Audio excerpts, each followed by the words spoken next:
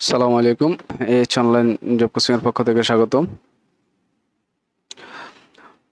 আমাদের আজকের টপিক হচ্ছে ইংলিশ, সাবজেক্ট ইংলিশ। টপিক হচ্ছে রাইট ফর্ম অফ ভার্ব বলতে পারেন, সাবজেক্ট ভার্ব এগ্রিমেন্ট বলতে পারেন। তো আমরা রুল 6 থেকে শুরু করছি। রুল 6, কতিপয় নাউন রয়েছে যেগুলো দেখতে প্লুরাল কিন্তু সিঙ্গুলার ভার্ব গ্রহণ করে। দেখেন এখানে বক্সের মধ্যে যে নাউনগুলো দেওয়া আছে, যেমন ফিজিক্স একটা সাবজেক্টের নাম, ম্যাথমেটিক্স একটা সাবজেক্টের নাম, স্মল ফক্স এটা হচ্ছে একটা রোগের নাম, নিউজ আপনারা বুঝেন, স্ট্যাটিক্স, ইনিংস, অপটিক্স, এগুলো দেখতে কিন্তু প্লুরাল। কেন দেখতে প্লুরাল? দেখেন শেষে কি আছে? এস আছে। শেষে কি আছে? এস আছে। আমরা জানি যে এস থাকলে কোনো একটা নাউনের শেষে এস যুক্ত হলে সেটা কি হয়? প্লুরাল হয়। কিন্তু আসলে এগুলো দ্বারা কি প্লুরাল বোঝাচ্ছে? যেমন ফিজিক্স বলতে একটা আপনি সাবজেক্টকে বোঝাচ্ছেন, পদার্থবিজ্ঞান। ম্যাথমেটিক্স বলতে একটা বইকে বোঝাচ্ছেন, গণিত বই। তাহলে সেক্ষেত্রে নিশ্চয়ই যেগুলো এগুলো বলার পরেই যদি ইংলিশে এস যুক্ত আছে, কিন্তু আমরা বাংলা যখন বলি তখন এটা দ্বারা একটা মাত্র জিনিসকে বোঝায়, সেজন্য এগুলা সিঙ্গুলার ভার্ব গ্রহণ করবেন। যেমন দেখেন ইল নিউজ রানস এফএস, তাহলে এখানে নিউজ, এই নিউজটা হচ্ছে সিঙ্গুলার, ইল নিউজ খারাপ নিউজ। তো এটা এস যুক্ত আছে কিন্তু এটা কি হবে? সিঙ্গুলার হবে। সেজন্য এখানে ভার্ব হচ্ছে রানস, রানসের সাথে এস যুক্ত হয়েছে। আপনারা জানেন যে সাবজেক্ট যদি থার্ড পারসন সিঙ্গুলার নাম্বার হয় তাহলে ভার্বের শেষে এস বা ইএস যোগ হয়। ফিজিক্স, এখানে সাবজেক্ট হচ্ছে ফিজিক্স, এস যুক্ত থাকলেও এটা সিঙ্গুলার বোঝাচ্ছে, সেজন্য এটা ইজ ভার্ব গ্রহণ করেছে। দেন রুল 7, কতিপয় শব্দ রয়েছে যেগুলো গঠনগতভাবে সিঙ্গুলার কিন্তু অর্থের দিক থেকে প্লুরাল, সেগুলো সর্বদা প্লুরাল ভার্ব গ্রহণ করে। এগুলো যদি এখানে বক্সের ভিতরে যেগুলো দেওয়া আছে, এখানে বক্সের ভিতরে যেই নাউনগুলো দেওয়া আছে, এগুলা আসলে গঠনগতভাবে সিঙ্গুলার, গঠনগত দেখতে সিঙ্গুলার কিন্তু আসলে এগুলোর অর্থগুলো কি? প্লুরাল। যেরকম এর আগেরটাতে ছিল দেখতে প্লুরাল কিন্তু গঠনগতভাবে দেখতে প্লুরাল কিন্তু অর্থগতভাবে সিঙ্গুলার, আর এটা হচ্ছে এটা তার উল্টা, তাই তো? এখানে যা দেখতে পাচ্ছেন ক্যাটল, ফক, নোবেলিটি, এই যে ওয়ার্ডগুলা, তাহলে এগুলা কি? সবগুলা প্লুরাল, এগুলো দ্বারা প্লুরাল কিছুকে বোঝাচ্ছে। যেমন আপনি এখানে কি আছে? যেমন আছে ক্যাটল, ক্যাটল অর্থ কি? গবাদি পশু। ক্যাটল অর্থ কি? গবাদি পশু। এই ক্যাটল অর্থ একটাকে বোঝাচ্ছে না, অনেকগুলোকে বোঝাচ্ছে, সেজন্য এটা হচ্ছে কি? প্লুরাল। তারপর এটা কি দেখতে পাচ্ছেন? এটা ফল্ক। তো ফল্ক অর্থ কি? ফল্ক অর্থ হচ্ছে লোক, জনগণ। কোনো দেশের জনগণ বা জাতীয় বোঝায়, জনসাধারণ, জনগোষ্ঠী যাই বোঝায়। তাহলে জনগণ দ্বারা কি একজনকে বোঝায়? নিশ্চয়ই এখানে অনেকজন থাকে। তারপরেরটা কি আছে? এটা হচ্ছে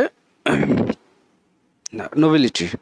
নোবেলিটি শব্দের অর্থটা কি? নোবেলিটি শব্দ হচ্ছে আভিজাত্য, মহত্ব, মর্যাদা, শ্রেষ্ঠ। ওয়ার্ডগুলো আছে এখানে, যেগুলো আছে এগুলো আপনারা মুখস্থ করে ফেলবেন, যেগুলো অর্থ জানেন না আপনারা নিজ দায়িত্বে অর্থগুলো জেনে নেবেন। এখানে দেখেন দ্য ক্লার্জি, আচ্ছা আমি একটু ক্লিয়ার করি। দ্য ক্লার্জি, তাহলে ক্লার্জি অর্থ কি? অনেকেই হয়তো জানেন, অনেকে জানেন না। এটা হচ্ছে খ্রিস্টান, মানে হচ্ছে ফাদ্রি আর কি, ফাদ্রি আমরা যেটাকে বলি, এটা খ্রিস্টানদের চার্চের যাজক বলা হয়। তাহলে এখানে এই ক্লার্জি দ্বারা কি বোঝাচ্ছে? খ্রিস্টানদের যাজক। তো এটা একজনকে বোঝাচ্ছে না, অনেকগুলোকে বোঝায়, সেজন্য এখানে ভার্ব হচ্ছে আর। ক্যাটল, ওই যে বললাম গবাদি পশু, সেজন্য অনেকগুলোকে বোঝাচ্ছে আর। রুল 8, প্রিপোজিশন দ্বারা যে ওয়ার্ড বা গ্রুপ অফ ওয়ার্ড যুক্ত হয় তারা কখনো ভার্বের উপর কোনো প্রভাব ফেলে না। ভার্বটি সবসময় মূল সাবজেক্ট অনুসারে হয়। এখানে আসলে বোঝাচ্ছে কি?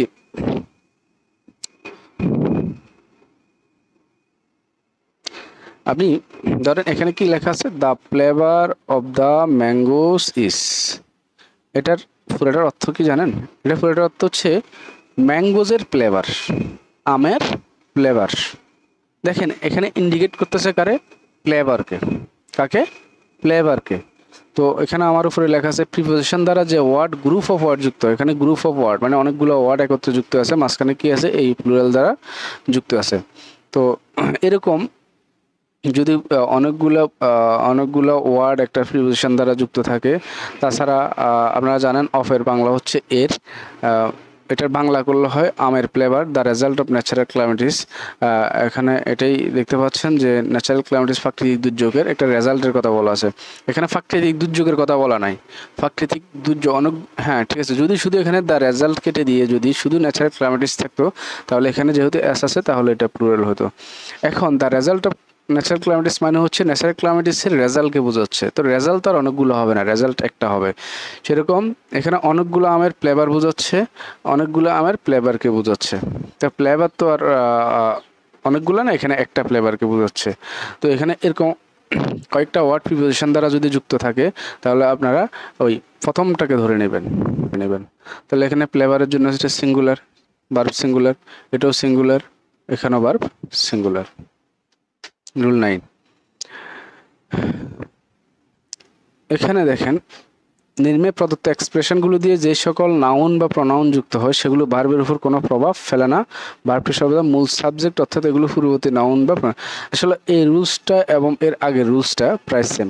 এখানে যে শব্দগুলো দেখতে পাচ্ছেন together with, accompanied by, and not, along with, accompanied, এগুলো অ্যাজ ওয়েল এজ, আপনি এটা এভাবে মনে রাখতে পারেন যদি কোনো সেন্টেন্সে এই শব্দগুলো থাকে, এগুলোর যে কোনো একটা থাকে, তাহলে আপনি এটার আগে যে সাবজেক্টটা থাকবে, এটার আগে, যেমন এখানে দেখেন the ship with all his, তাহলে এখানে কি আছে? উইথ অল, উইথ অল আছে। তাহলে আপনি এখানে যে উইথ অল আছে, আপনি উইথ অল দিয়ে করবেন না, আপনি করবেন দ্য শিপ দিয়ে। মানে এটার আগে যেই সাবজেক্টটা থাকবে সেটা যদি সিঙ্গুলার হয় সিঙ্গুলার, ভার্ব প্লুরাল হলে প্লুরাল। এখানে দেখেন এখানে ইনকারেক্ট লেখা আছে, এখানে দ্য শিপ একজনকে বোঝাচ্ছে, সেজন্য এটা সিঙ্গুলার হওয়ার কথা, মানে হচ্ছে এখানে ওয়াজ হওয়ার কথা। তো এরকম আরো অসংখ্য উদাহরণ আছে, আমরা বিস্তারিত পরে আলোচনা করবো। আপাতত রুলসগুলো শিখাচ্ছি। রুল নাম্বার 10, ইনফিনিটিভ বা জিরান দিয়ে যদি কোনো ভার্বের সাবজেক্ট হয় সেক্ষেত্রে ভার্বটি সিঙ্গুলার হবে।